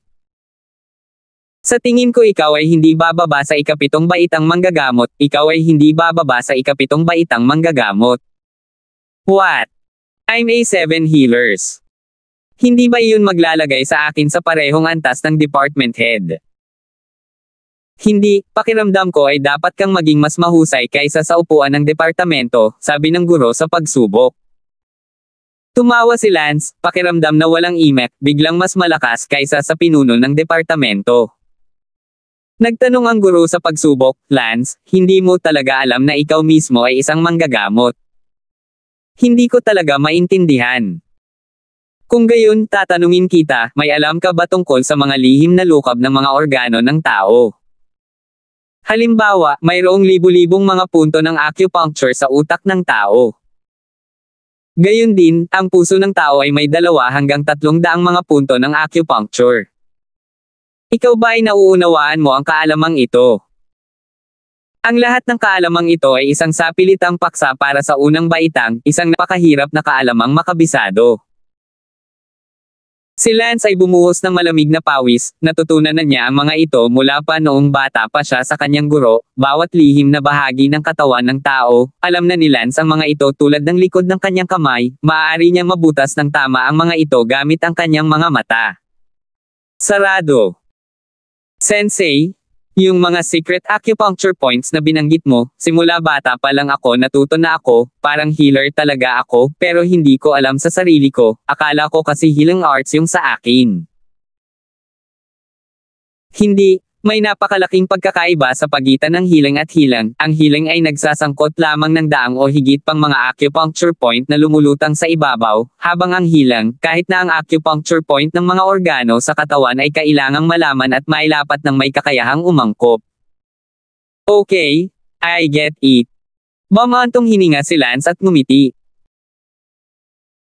Sinabi ng guro sa pagsubok, Lance, dahil napakalakas ng iyong pamamaraan sa pagpapagaling, dapat ka ring pumunta at magpasuri para sa isang status ng manggagamot, dapat kang mas mataas sa pinuno ng departamento, dapat kang pumunta at subukan para sa isang katayuan ng manggagamot. Ako curious ako kung ilang grades ka ng healer. Saan kukuha ng pagsusulit? Tanong ni Lance.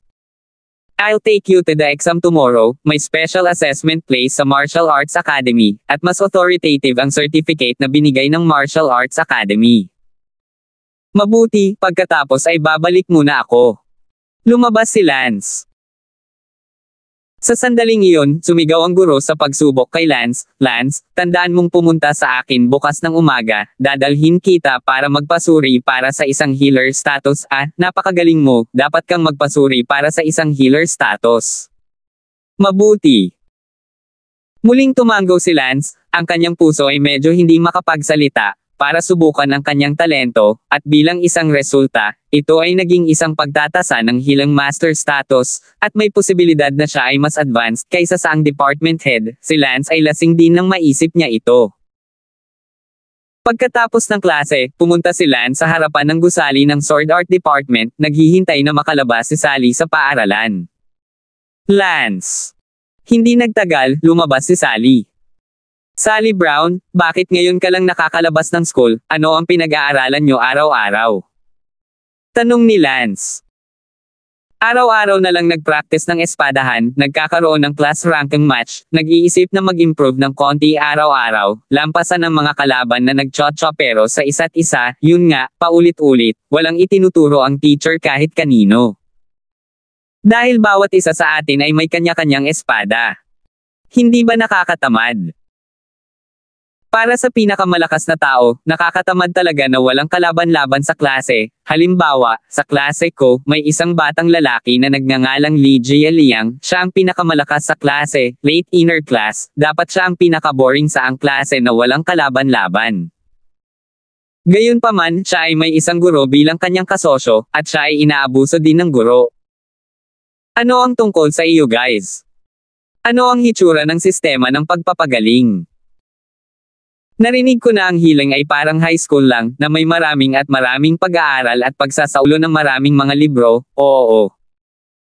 Medyo, sa katunayan, ang sining ng pagpapagaling ay isa na mas advanced kaysa sa mundong ito. Itinuro ni Sally, kung gayon kailangan mong seryosohin itong pag-aralan. Ngumiti si Lance, hindi na kailangan, lubusan kong naiintindihan ang tinatawag na healing arts ng mundong ito ngayon. Lumalabas na ang healing arts, dagdag healing arts sa mundo ay ang healing arts ng mundo ko. At ako, nakakagulat, alam ko na ang healing arts, at ako man lang ay isang healer sa ikapitong baitang. Hindi naman, tama. Nagulat si Sally. Nabigla din ako sa kamatayan nang malaman ko ang katotohanan ngayong hapon, naisip ko na ang pagpapagaling ay isang bagay na napaka-advance, ang paglalaro nito ay isang pamamaraan lamang ng pagpapagaling na alam ko na kung paano gawin. Kung ang aking sifu, tiyuhin, kapatid na babae at yung iba nagpunta dito, tapos lahat sila mas magagaling na manggagamot kaysa sa akin. Natahimik din si Sally para sa isang kaawa-awang bagay. Si Lance ay medyo nadismaya sa loob, gusto niyang matuto ng isang kaalaman at naisip na ang healing art ay isang malalim na kasanayan, ngunit ito ay hindi hihigit sa isang healing art na natutunan na niya. So ngayon alam na ng lahat na alam mo na talaga ang healing arts. Tanong ni Sally. Maliban sa pagsubok na guro na iyon, walang dapat makaalam. Kung gayon sasabihin mo ba sa mga kaklase at guro mo? Hindi nila malalaman kung gaano sila magugulat kung malaman nilang isa ka ng makapangyarihang manggagamot. Pag-usapan natin ito mamaya, pupunta ako at susuriin ko muna ang isang healing master identity na darating bukas. Kinagabihan, nagpunta muli sina Lance at Sally sa Genius Restaurant para sa hapunan, at pagkatapos ng hapunan, naglakad-lakad sila sa mga landas ng Martial Arts Academy na magkahawak kamay at nag-e-enjoy sa oras ng date ng mag-asawa. Hindi nagtagal sa paglalakad, bigla silang nakakita ng isang bagay na nanginginig sa ilalim ng isang maliit na puno sa isang klase sa unahan. Siya! Tinapin ni Lance ang bibig ni Sally at sinabing, huwag kang pumunta doon, may mag-asawang gumagawa niyan sa mga palumpong. Natigilan si Sally. Naglakad sila sa kabilang direksyon, ngunit, sa hindi kalayuan, nakita nila ang isa pang mag-asawang naghahampas sa ilalim ng bato. 408. Bakit napakagulo ng Martial Arts Academy? Nanlumo si Sally. Ngumiti si Lance, kumakain ng asterisk, din. Ang lahat ay nasa ganitong edad, ang Martial Arts Academy ay walang dapat libangin, ang mga taong nagsasanay ng martial arts ay malalakas at makapangyarihan, hindi ito pinaglalaroan ng mga mag-asawa. Oh! Namula si Sally.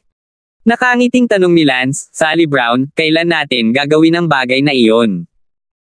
Medyo na-miss ko to.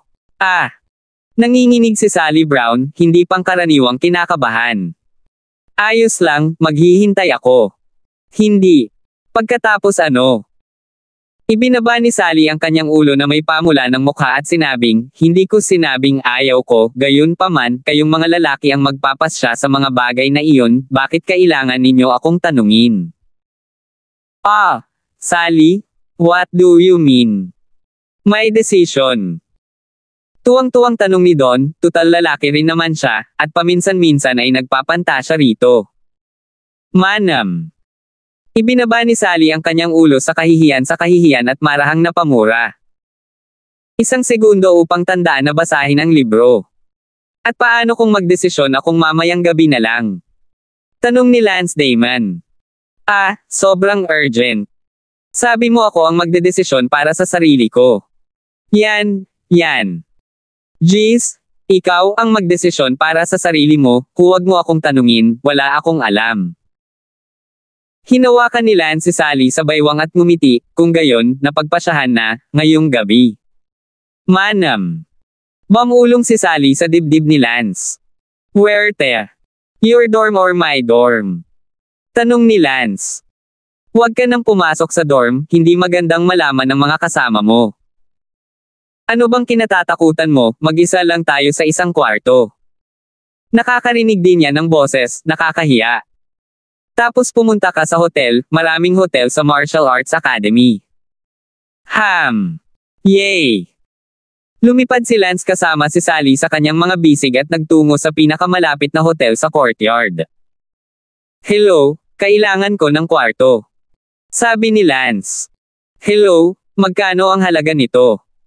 Magkano ba ang medium-sized na kwarto? 500 Martial coin sa isang gabi. Piece of cake.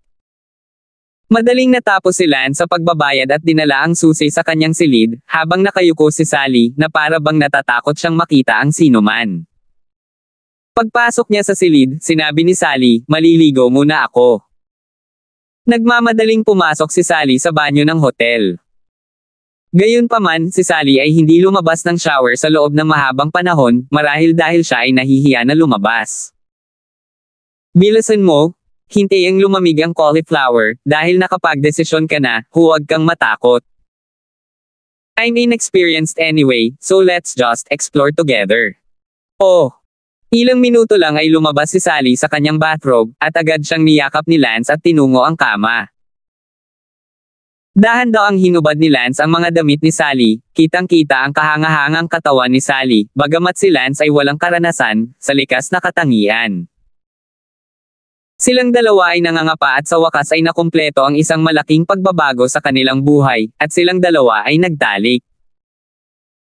Makalipas ang halos kalahating oras, matapos ang kahangahangang pangyayaring iyon, nagyakapan ang dalawa, magkadikit ang kanilang balat sa isa't isa. Walang pakialam na ngumiti si Lance, sa wakas, nagbago na ako bilang isang lalaki, at hindi ka na isang batang babae. I'm completely yours now, don't fail me. Nakapout na sabi ni Sally. Siyempre hindi, asawa kita ngayon, at magkakaroon tayo ng kumpol ng mga unggoy. Sino ang gustong magkaroon ng anak sa iyo? Nahihiyang sabi ni Sally Brown. Hahaha. Si Lance, sa una niyang panlasa, ay dobleng maganda ang kalooban, at sa isang pitik, muli niyang diniin si Sally. Ito ay isang gabi na may ilang mga ulap ng bagyo, at hindi pa ito sumikat hanggang sa sumikat ang araw. Mabubuntis ba ako? Tanong ni Sally Brown, napakaraming beses kahapon na nag-aalala siyang mabuntis, ngunit hindi ito ang tamang oras para sa kanila at bata pa sila. Sinabi ni Lance, hindi, napatay ko na iyon gamit ang aking panloob na puwersa, alam mo, walang saysay na magbuntis ngayon. Ma'am. Gumon si Sally, si Lance ay isang doktor, kaya tiyak na hindi siya dapat mag-alala. Pagkatapos mag-check out sa silid, sinabi ni Sally, hindi ako pupunta sa sword department ngayon, babalik ako sa dormitoryo. Bakit?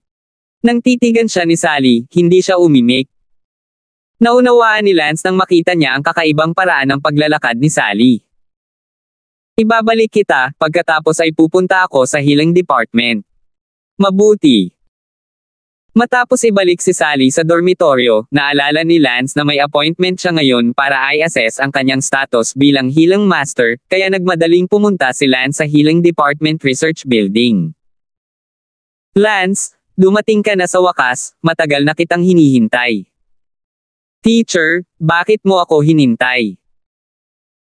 Lance, hindi na kailangang maging magalang sa akin, sa katunayan, tawagin mo lang akong Zuhan, napakalakas ng iyong healing technique, ang iyong katayuan ay dapat nakatumbas ng sa akin. Ah, Guru Zuhan, manggagamot ka rin ba? Kalokohan, hindi ako magsisinungaling, 9th grade healing master ako, isang propesor sa healing department ng Martial Academy. Wow! Ang galing mo, Professor Zuhan.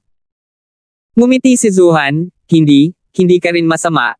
Go, bilasan mo at mag-test, hindi na ako makapaghintay na malaman ang level mo sa umaga. Pero who knows, huli ka na. Hehe, sorry, umaga ko lang naalala. Ngumiti si Lance hihihi, siguro kasi sobrang saya niya kasama si Sally kagabi at nakalimutan niya lahat. Hindi na ako makapagpigil, gusto kong malaman kung anong antas ng pagpapagaling mo, at kung mas magaling ka sa akin lahat. Sabi ni Professor Zuhan. Hindi mahalaga. Walang interes si Lance sa kung gaano karaming grado siya ng healer, dahil kahit gaano pa siya karaming grado, ang kanyang mga kakayahan sa pagpapagaling ay hindi maikukumpara sa kanyang guro at tiyuhin. Gayunpaman, si Lance ay sabik na kinaladkad ni Professor Zuhan sa pagtatasa, at sinundan ni Lance si Professor Zuhan habang siya ay lumilipad sa isang tiyak na direksyon. Doon sa harap dyan tinatasa ang healing grade, Lance, pakiramdam ko ang iyong healing technique, kahit man lang ay umabot sa ika-8 grado, hindi ka panipaniwala, napakabata mo, ngunit ang iyong healing technique ay napakalakas.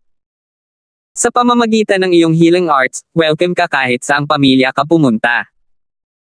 Talaga, pero mas gusto kong tawagan itong medical technique, hindi healing technique. Ang ganitong uri ng mababang uri ng Chinese at Western na gamot ay tinatawag na healing. Ang uri natin, tinatawag na healing, ay mas mataas ang grade. Bakit gusto mo itong tawaging healing? Napatingin si Professor Zuhan kay Lance nang may pagtataka. Tumawa lang si Lance, sa kanyang mundo, kung saan mayroong anumang pagkakaiba sa pagitan ng medical at healing arts, na parehong tinatawag na medical na sining. Professor Zuhan, ano ang iyong negosyo dito ngayon? Posible kayang ang iyong healing technique ay umabot na sa 10 item. Tanong ng isang malakas na lalaki, ang lakas ng malakas na lalaking ito ay umabot na sa Hautian realm. Tinalo si Heaven, paano ako nakalusot sa 10 pieces ng ganoon kadali, pumunta ako dito ngayon para dalhin ang estudyanteng ito para i-assess ang status ng isang healing master. Pagdating para i-assess ang status ng healer sa murang edad, boy, very promising, hinayaan mo talaga si Professor Zuhan na dalhin ka para mag-assess, pumasok.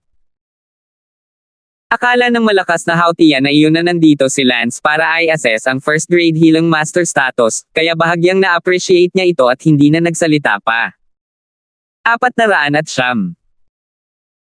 Sa paglalakad papunta sa assessment room, may mga naka-display na hanay ng mga tuyong katawan, mula kaliwa hanggang kanan, a dry body number 1, number 2, number 3, number 4, at hanggang sa number 15. Sa kabuuan, mayroong 15 tuyong katawan. Sinabi ni Professor Linhan, Lance, ang bilang na ito hanggang sa bilang na 15 tuyong bangkay ay mga props na ginagamit para sa pagtatasa. Kung maaari mong pagalingin ang numero 1, kung gayon ito ay isang healer sa unang baitang, at iba pa, at kung maaari mong pagalingin ang ilang numero, ito ay ilang mga manggagamot. Makikita mo sa iyong sarili kung gaano karaming mga numero ang maaari mong pagalingin, at maaari mong subukan ang mga ito ng paisa-isa. Nagtanong si Lance, hindi mo ba sinabi na may kabuoang 18 pin ng mga healer? Bakit may 15 to yung katawan lang? Tumawa si Professor Han, Lance, may 18th item man ang healer o wala, hindi ito isang bagay na sigurado ng sinuman. Sa kasalukuyan, sa mundong ito, ang taong minsang nakaabot sa pinakamataas na item ay 18 item lang, kaya naman ngayon sa industriya ng healer, ang pinakamataas na item ay 18 items in common parlance. Kung bakit 15 lang ang tuyong bangkay dito, ito ay dahil mahirap talagang makahanap ng tuyong bangkay na bagay na higit sa 15 pins. Sa kasalukuyan ay nasa Marshall Island, hanggang 15 lang ang pinakamataas na grade, pero syempre, halos walang nag-a-assess ng 15 grades. Parang pagsukat ng taas, ang pinakamahabang ruler ay 3 meters, pero, sapat na dahil napakakaunting tao ang mas matangkad kaysa 3 meters. Iyon ang ideya. I see, then I'll see how many sizes I can heal. Sinimulang tingnan ni Lance ang numero 8. Kinuha ni Lance ang palso ng tuyong bangkay ng numero 8, at pagkaraan ng ilang segundo, sinabi ni Lance, ito ay simple. Nagulat si Professor Han, so, lampas ka na sa 8 pins. Bumalik si Lance sa #siyam na tuyong bangkay. Naging komplikado ang Dryad #siyam, at kinailangan itong seryosohin ni Lance. Medyo kinabahan si Professor Lin Han, kung mapapagaling man ni Lance si Dryad #siyam, kung gayon ang kanyang healer grade ay magiging kapantay niya, masyadong nakakatakot para sa isang binata. Pagkalipas ng ilang minuto, sinabi ni Lance, hindi mahirap pagalingin ang Dryad #siyam, ngunit malinaw naman, mas mahirap ito kaysa #8. Gayunpaman, nagpasya pa rin akong hamanin ang Dryad no. 10. Nanginig ang katawan ni Professor Lin Han, talagang hahamunin ni Lance si Dryad #10, oh my god, kung magtagumpay si Lance sa kanyang hamon, kung gayon si Lance ay magiging isa sa pinakamakapangyarihang manggagamot sa healing department ng Marshall Forest Academy, isa sa ang pinakamakapangyarihang mga manggagamot. Ito ay dahil ang pinakamahusay na manggagamot sa Martial Arts Academy ay kasalukuyang 10 lamang, at ito ay maraming taon na ang nakalipas. Umakyat si Lance sa Dryad no. 10, at kaagad, naramdaman ni Lance na ang mga pinsala ni Dryad no. 10 ay mas malala kaysa sa no. 9, at natatakot ako na ito ay daan-daang beses na mas seryoso kaysa sa Dryad no. 9. Ang pagtalo na ito sa pagitan ng 1 pint at 1 pint ay masyadong malaki. Kung ang paggamot sa isang malamig na sakit at ginagamit ito upang hatulan ang grado, ito ay nasa bandang 9 na baitang, ngunit ang no. 10 na ito ay daan-daang beses na mas mahirap kaysa sa paggamot sa isang malamig na sakit. Nadama ni Lance na ang kaalamang medikal na natutunan niya ay medyo hindi sapat. Ngumiti si Professor Han, Lance, kung sa tingin mo ay napakahirap, gamutin mo na lang ang Dryad no. 9, kapansin-pansin na kaya mong gamutin ang no. 9. Ang totoo, sa buong Marshall Academy's Healing Department, sa labas ng ang 12 propesor, 3 lang ang 9 na baitang, at mayroon pang 9, lahat sila ay 8 baitang. Kapansin-pansin ka na kung naging 9 na baitang manggagamot ka, at may 9 pang propesor na hindi kahit kasing galing mo. Nagulat si Lance, sa 12 propesor sa Marshall Academy, 3 lang ang nakaabot sa 9 na baitang. Kung si Lance ay naging 9 na baitang manggagamot, hindi ba siya mas makapangyarihan kaysa sa karamihan ng mga propesor? Gayunpaman, ayaw ni Lance na hamanin ang 9 na baitang, ngunit ang 10 baitang. Gusto mo talagang hamanin si Dryad X? Sabi ni Lin Han na may pag-aalinlangan. Sinabi ni Lance, oo, hahamunin ko ang 10 Dryad, magiging 10 baitang healer ako kahit na tumagal ng 1 araw. Nako, napakatapang mo. Ngumiti si Professor Lin Han, ngunit wala man lang siyang pananampalataya, si Lance ay napakabata pa para magtagumpay, ang pagiging 9 na baitang ay hindi man lang tiyak. Gayunpaman, si Lance ay walang kahit isang sulyap sa kalagayan ng Dryad No. 10.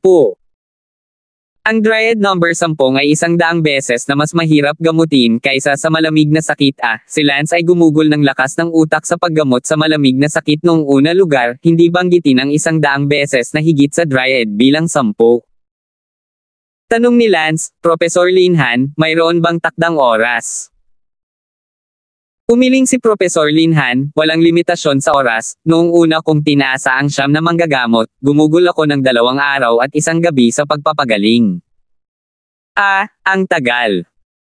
Nagulat si Lance at sinabi sa kanyang puso, ika-9 na Dryad, kung hahamunin ko ito, aabot ito ng wala pang 3 oras.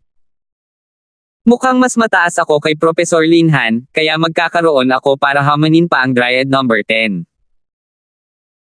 Sa loob-loob, sinabi ni Lance, kung seryoso akong nag-aral ng medikal na sining mula kina Shisho at Uncle noon, kung gayon ay higit pa ako dyan ngayon. Bangkay ay hindi magiging isang bagay sa lahat, at ang numero 11 ay isang posibleng hamon. Kung si Shisho ay narito, ako ay natatakot na ang ika-15 Dryad ay hindi kahit na maging sapat upang hamunin siya.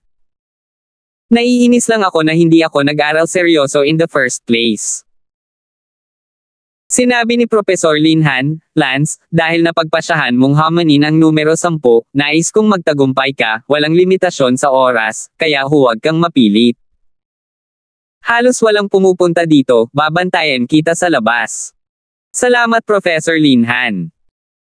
Pagkatapos mag-walkout ni Linhan, tanging si Lance na lang ang naiwan. Sinubukan ni Lance na isipin at i-diagnose ang kalagayan ng ika-10 tuyong bangkay, talagang mahirap ito. 100 beses na mas mahirap kaysa sa isang malamig na sakit. Walang kaalam-alam. Totoo bang nasa siyam lang ang level ko? Hindi ako papayag. Ako ay isang disipulo ng isang banal na manggagamot sa aking nakaraang buhay. Paano ako magiging kapareho ni Professor Linhan at sa mga taong ito? Kailangan kong maging 10 man lang, kung hindi, ako ay masyadong hindi karapat-dapat sa katayuan ng isang alagad ng isang banal na manggagamot.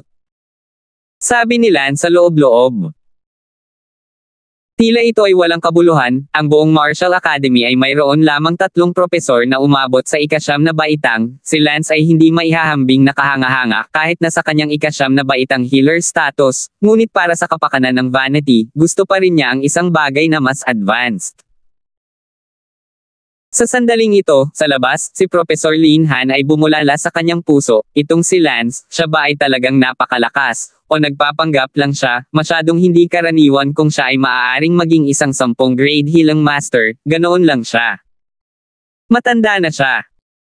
Sa buong Martial Academy Healing Department, mayroon lamang isang healer sa ika-10 baitang, at wala sa aming 12 propesor ang makakalaban sa ika-10 baitang. Bandang alas 4 ng gabi, pagkatapos ng isang araw ng walang pagod na pagsisikap ni Lance, sa wakas, nagsaliksik siya kung paano pagalingin ang tuyong bangkay sa ika-10 baitang. Oo, ang emperador ay hindi nabigo, sa wakas ay alam ko na kung paano gamutin ang Dryad No. 10. Natuwa ang puso ni Lance, malapit na siyang maging isang 10th grade healer. Agad na nagsimulang gumaling si Lance, gamit ang pamamaraan ng acupuncture, kasama ang ilang mga likidong panggamot, na inihatid sa katawan ng tuyong bangkay ng may panloob na puwersa. Makalipas ang halos kalahating oras, biglang umupo ang ika-10 tuyong bangkay. Tila may alam si Professor Linhan at nagmamadaling pumasok mula sa labas, nang makita ang tuyong bangkay na nakaupo, hindi makapaniwalang sinabi ni Professor Linhan, pinagaling mo talaga ang dry corpse no? 10, oh my God. 410. Tama, umupo ang tuyong bangkay, na nagpapahiwatig ng matagumpay na lunas. Makalipas ang halos 1 minuto, bumalik ang tuyong bangkay sa dati nitong kalagayan na hindi pa gumagaling. Lance, congratulations, ikaw ay isang healer sa ika-10 baitang. Tuwang-tuwang sabi ni Professor Linhan. Professor Linhan? Ikaw ba ang namamahala sa pagtatasa? Oo, kahit sinong propesor mula sa Martial Arts Academy ay maaaring magsilbi bilang isang guro sa pagtatasa. Oh, so ngayong nagtagumpay na ako, may certificate na ba para sa akin?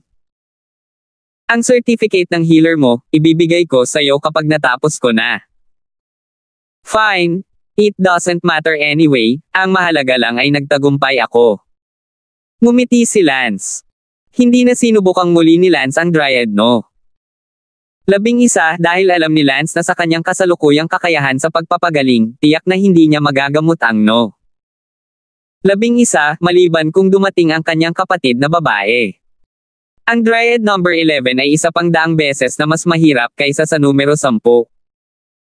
Sige, Professor Linhan, aalis na ako. Sabi ni Lance sa magandang mood. Nagtanong si Professor Linhan, Lance, dapat ko bang iulat ito sa pinuno ng departamento? Tanong ni Don, ano ang pakinabang ng pag-uulat nito sa pinuno ng departamento? Sa tingin ko dapat kang kunin upang manatili bilang isang propesor. Umiling si Lance, hindi na kailangan sa ngayon, huwag kalimutan, freshman pa lang ako. Manahimik muna tayo sa ngayon, pag-usapan natin ito pagkatapos kong sumali sa freshman competition, ang freshman competition, kukunin ko. Sobrang seryoso. At saka, bagong estudyante ka pa, at ang pagiging 10th grade healer bilang bagong panganak ay tiyak na magiging sensational, at tiyak na makakaapekto sa pagsali mo sa newborn competition. Kung gayon, naiintindihan ko, itatago ko ito sa iyo. Pansamantala. Salamat. Lumabas si Lance, sumigaw si Professor Linhan, Lance, pwede ba kitang maging kaibigan? Be my friend. Profesor ka, estudyante lang ako, paano ako magiging kaibigan?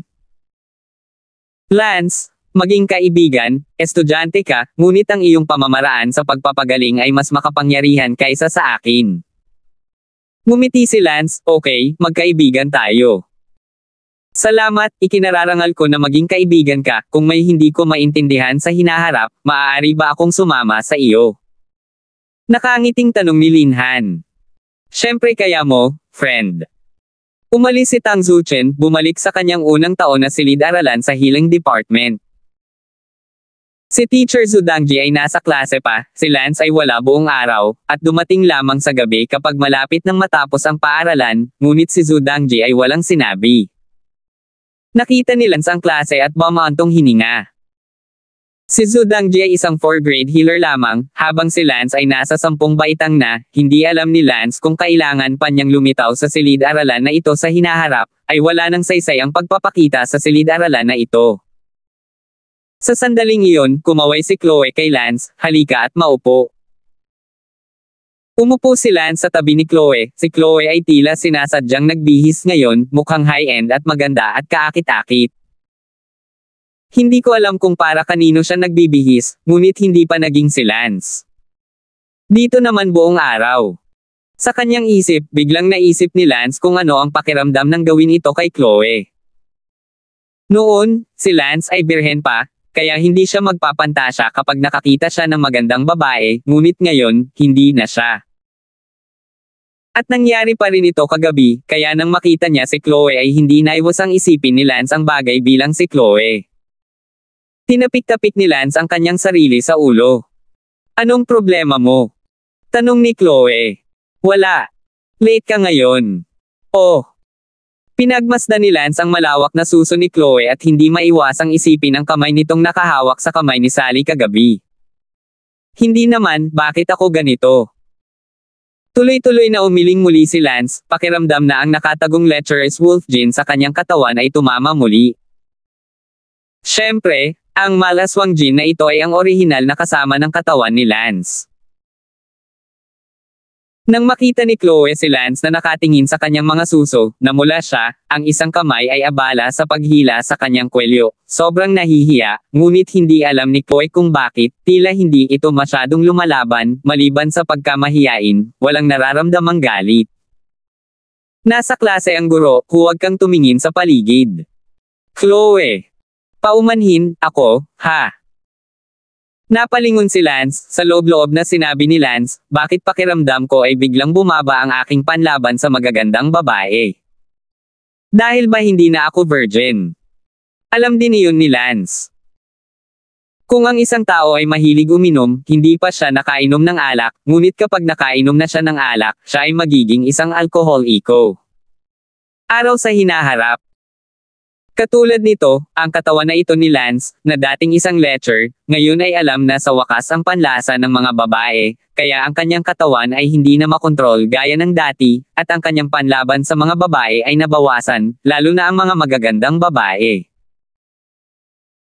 Anong trahedya, kailangan kong kontrolin ang sarili ko, nagawa ko ng mali ang aking nakatatandang kapatid na babae, paano ko muling mali sina Sally Brown at Chanel, dapat maging tapat ako sa kanila. Sabi ni Lance na may panloob na panata. Sabi ni Lance, mula ngayon, baka.